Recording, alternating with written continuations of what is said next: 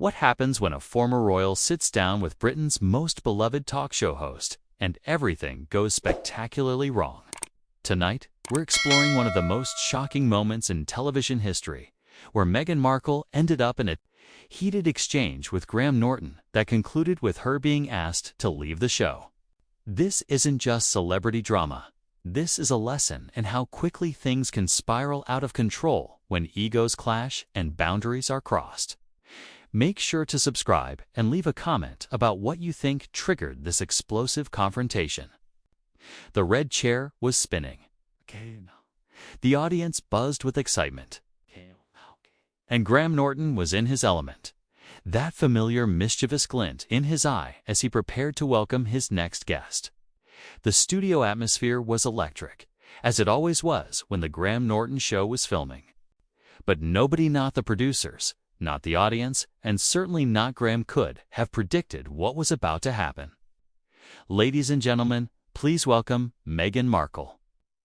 Graham announced with his signature flair, gesturing toward the entrance as the audience erupted in applause.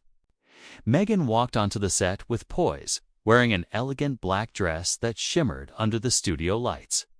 She waved to the audience, her practiced smile never leaving her face as she approached the red sofa. "Meghan, wonderful to have you here," Graham said, standing to greet her with the customary air kisses. "You look absolutely stunning as always." "Thank you, Graham. It's lovely to be here," Meghan replied, settling into the cushions. But there was something in her tone, a subtle edge, that suggested she might not be entirely comfortable with the traditional Norton treatment. Graham, ever the professional, launched into his opening with characteristic wit. "Now, Meghan, you've been making quite the headlines lately. Some might say you're Britain's most talked-about export, even though you're not technically British anymore." The audience chuckled, but Meghan's smile faltered slightly. "Well, Graham, I think it's interesting how the media frames certain narratives. I'm here to talk about my new projects, not the past." "Oh, but the past is so much more interesting than the present sometimes, isn't it?" Graham quipped, his eyes twinkling. "I mean, you've gone from suits to suits of armor, metaphorically speaking. That's quite a journey." Meghan shifted in her seat, her media training kicking in as she maintained her composure. "I prefer to focus on moving forward, Graham. I'm here for the work I'm doing now, the causes I believe in." "Yes, of course." Graham nodded, but his expression suggested he wasn't ready to let her off the hook. "But surely you can understand the public's fascination with your story. It's not every day someone walks away from a fairy tale." The tension in the studio was palpable. Meghan's jaw tightened and her hands clasped in her lap. "I think that's a simplistic view of a complex situation, Graham." "Sure it was," Graham replied, walking the line between playful and pointed. "But it did seem like someone deciding the crown was too heavy." The audience sensed the shift. What had started as typical Norton banter felt less like entertainment and more like interrogation. Meghan's media training was being tested.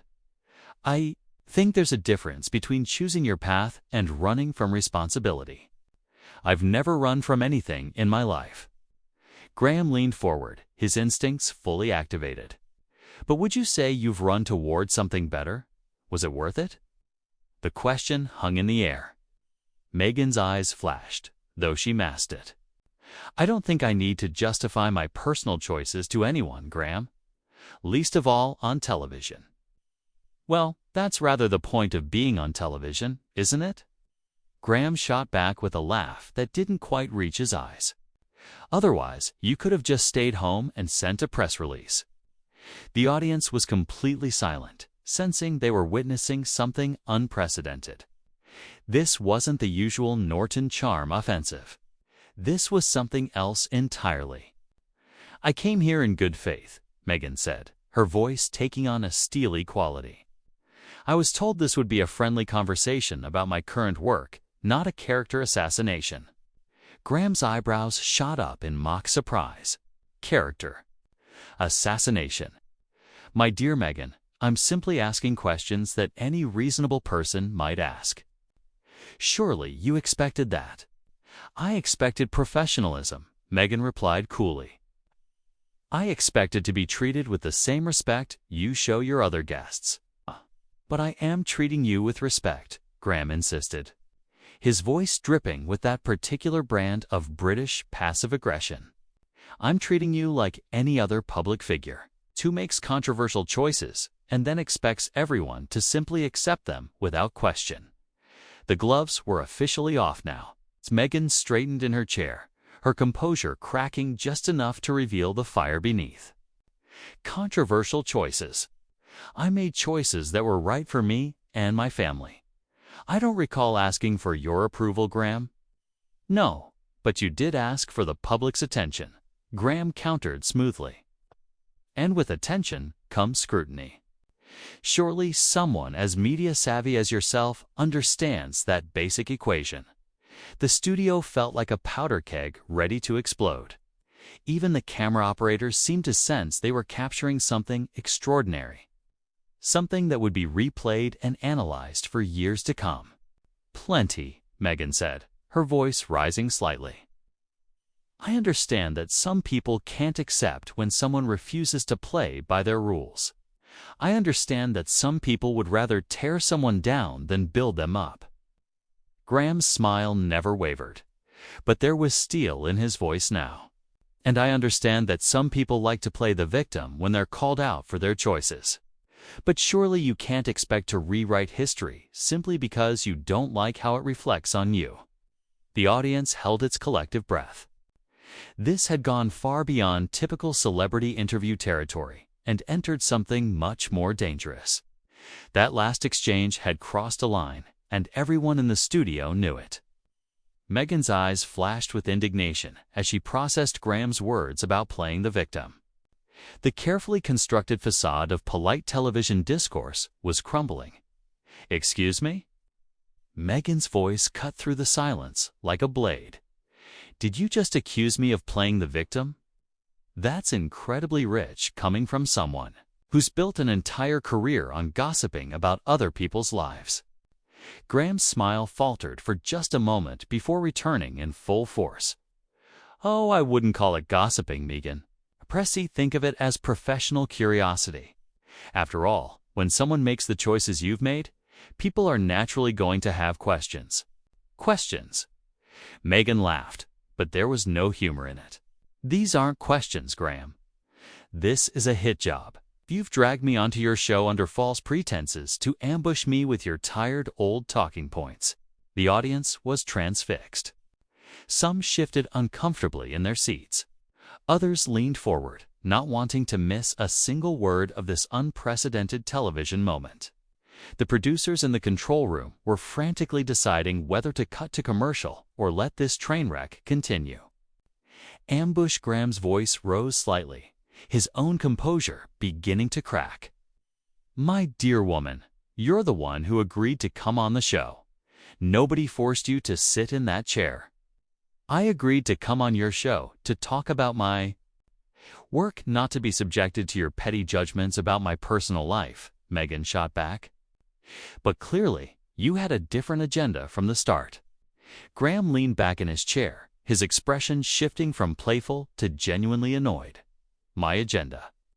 My agenda is to entertain my audience by having honest conversations with my guests. If you can't handle honest conversation, perhaps you shouldn't be doing television interviews." "Honest conversation?" Meghan's voice was rising now, her carefully maintained composure finally beginning to crack. "There's nothing honest about this, Graham. You've been baiting me from the moment I sat down, trying to get me to say something you can use against me." "I don't need to use anything against you," Graham replied coolly. "Your own words and actions speak quite loudly enough." The studio audience was completely silent, watching this battle of wills unfold with a kind of horrified fascination usually reserved for car crashes. Even the musicians in the corner seemed frozen, their instruments forgotten. "My actions?" Meghan's voice cracked slightly with emotion. "What actions, Graham? Leaving a situation that was toxic, protecting my family, choosing my own happiness over public approval. Which of those actions exactly do you find so objectionable? Graham's eyes glittered with something that might have been triumph. Oh, I don't find them objectionable at all. What I find objectionable is the way you've spent the last few years trying to convince everyone that you're the innocent party in all of this. Innocent party. Meghan was fully animated now, her hands gesturing emphatically. I've never claimed to be innocent of anything. I've simply refused to accept responsibility for things that weren't my fault. And what about the things that were your fault? Graham pressed, sensing weakness. Surely you can admit that some of your choices had consequences you didn't anticipate. Meghan's jaw clenched visibly. Of course, my choices had consequences. Every choice has consequences. But I'm not going to apologize for choosing my own well-being over other people's expectations. Other people's expectations, Graham's voice dripped with sarcasm. Is that what you call duty now? Expectations. The word hung in the air like a gauntlet thrown down. Meghan's eyes blazed with fury. And for a moment, it seemed like she might actually get up and leave. But instead, she leaned forward, her voice dropping to a dangerous whisper. Don't you dare lecture me about duty, Graham Norton. You sit here in your comfortable studio making jokes about other people's pain, and you think that gives you the right to judge their choices. I'm not judging anyone's choices. Graham replied, though his tone suggested otherwise. I'm simply pointing out that choices have consequences, and sometimes those consequences affect more than just the person making the choice. And what would you know about the consequences of my choices? Meghan's voice was shaking now. Whether with rage or emotion, it was impossible to tell. Were you there when I was being torn apart by the press? Were you there when I was struggling with my mental health? Were you there when I realized I had to choose between my family's safety and some abstract notion of duty? Graham's expression softened slightly, as if he realized he might have pushed too far. Of course, I wasn't there, Meghan. But neither were any of us. We can only judge by what we see and what we're told. Exactly, Meghan said, her voice gaining strength. You can only judge by what you see and what you're told. And what you've been told is a story that's been carefully crafted to make me look like the villain. Nobody's trying to make you look like a villain, Graham protested, though his tone lacked conviction. Aren't they? Meghan challenged. Then why are we having this conversation? Why aren't you asking me about my charity work or my new projects or anything else I'm actually here to discuss? Graham paused, clearly struggling with how to respond. The audience could sense his discomfort, and some were beginning to shift their sympathies toward Meghan. Finally, Graham said, "Those aren't the questions that matter to people. People want to understand why you made the choices you made." "No," Meghan said firmly. "People want to judge me for the choices I made. There's a difference." The tension in the studio was reaching a breaking point. Both participants seemed to realize they were engaged in something far more serious than a typical celebrity interview. This was a battle for narrative control, and neither was willing to back down. Perhaps, Graham said carefully, we should move on to discussing your current projects. But Meghan wasn't ready to let it go. "Oh no, Graham. You wanted to have this conversation, so let's have it. Let's talk about why you and so many others seem to think you have the right to dictate how I should live my life." Graham's composure was slipping now, his famous charm replaced by something harder and more defensive. "I don't think I have the right to dictate anything, but I do think public figures have a responsibility to their public. A responsibility to be miserable," Meghan shot back. "A responsibility to sacrifice their happiness for other people's comfort. That's not responsibility, Graham. That's servitude." The word servitude seemed to hit Graham like a physical blow. His face flushed slightly, and his voice took on a sharper edge. "That's a very dramatic way to describe service to one's country." Service to one's country, Meghan laughed bitterly. Is that what you call it? Because from where I was sitting, it looked a lot more like being fed to the wolves for public entertainment. The metaphor of being fed to the wolves had struck a nerve, and Graham's face showed it. His usual composure was completely gone now, replaced by something raw and confrontational that his audience had never seen before. Fed to the wolves. Graham's voice was incredulous. You were given every privilege, every opportunity, every advantage that money and position could provide. If that's being fed to the wolves, then most people would gladly volunteer for the feeding. Meghan's eyes flashed with pure fury. Privilege. You think being systematically destroyed by the media is a privilege? You think having your mental health dismissed and your concerns ignored is an advantage? I think, Graham said, his voice rising to match hers, that you had a choice to make it work, and you chose not to. That's not being destroyed. That's giving up. The audience gasped audibly. Several people in the front row looked genuinely shocked at the harshness of Graham's words. This had gone far beyond entertainment into something deeply personal and brutal. Giving up. Meghan's voice cracked with emotion. I fought for 3 years, Graham. 3 years of trying to make it work while being torn apart piece by piece. How long exactly was I supposed to endure that before I was allowed to prioritize my own survival? Graham seemed to realize he had crossed a line, but his pride wouldn't let him back down. I'm not saying you should have endured anything. I'm saying you could have found a way to make it work without burning every bridge behind you. Burning bridges. Meghan stood up abruptly, her chair scraping against the floor. The only bridges I burned were the ones that were already on fire.